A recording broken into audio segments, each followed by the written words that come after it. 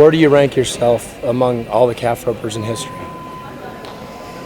You know, it's tough. Everybody that I looked up to is a great roper.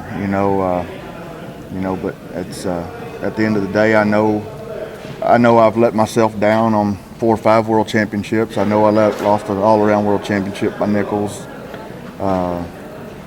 Just as well as I have 6 gold buckles, I could have 10 pretty easy.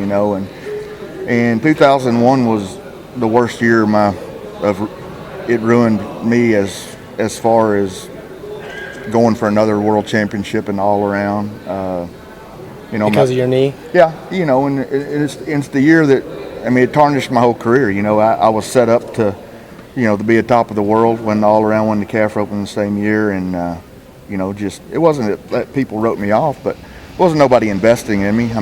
Who knows if you're going to come back, and that's the thing that drove me back. He'll never be the same. He won't ever win the world championship again, and that was the year I come back and sat out all year long. Got to come back for 3 rodeos at the end of the year, and won a huge match roping against Trevor, or somebody tough at San Angelo. That was my first roping back, and come into the national finals and just dominated and set the world record at the time and the arena record here. But back to your question, I don't know. I could have.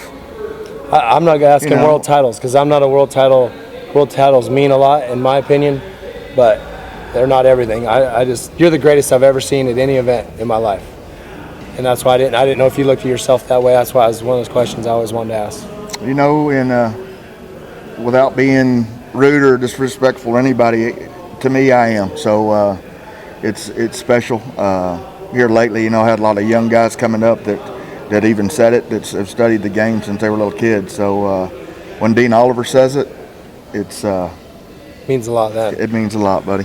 What separates you with your roping from everybody else? What do you think a couple things that you do better that makes you the greatest, in my opinion, of all time? Man, I don't know. When I come to this facility alone, it's you know how I am. I'm like a caged animal back there. I have a good time, but I'm thinking roping 101 at all times. But tonight, just had a clear mind.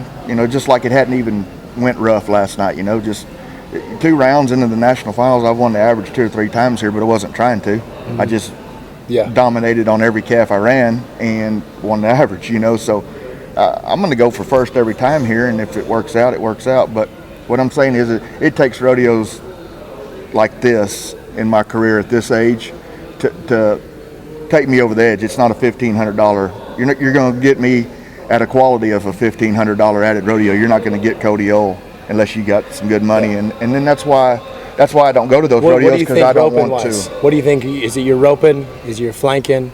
Your horsemanship? It's what all part of of it. It's all of it. If I'm not 110% fired up, it's just you're going to get me in a slack run.